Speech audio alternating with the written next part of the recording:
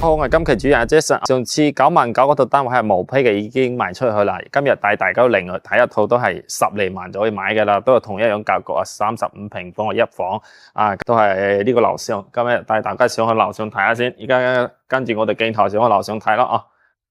而家上去樓上，依家上去啦啊！依家上去就呢度呢個大堂都幾豪華噶啊！呢個大堂啊，依家就係我哋呢個位啊。大堂啊，梵高呢邊幾啲樓佢係新淨好多噶啦啊！lift 都係有3部 lift 嘅啊！呢一座係公寓式嘅設計嚟嘅啊，公寓式嘅設計，佢總共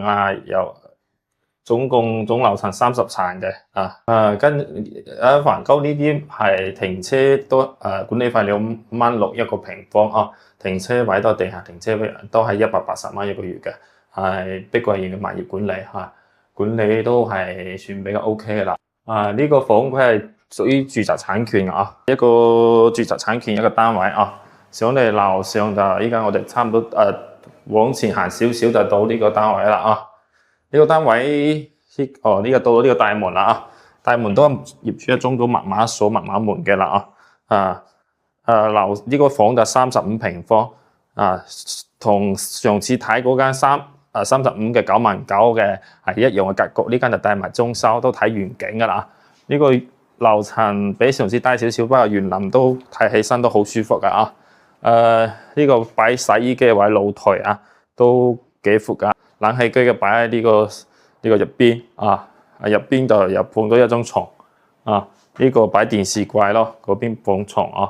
啊。房間嘅開間就唔係好大咯哦，呢個放咗晒2個人位嘅梳化。到嚟呢邊就係一個開放式嘅廚房啦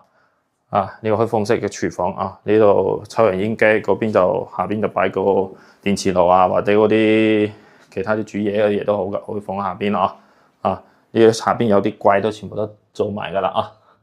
呢邊係下邊嘅薄擺衣櫃，呢度擺嘅細嘅雪櫃都得呢個係公室翻嚟一個洗手間啊，洗手間嘅話洗手盆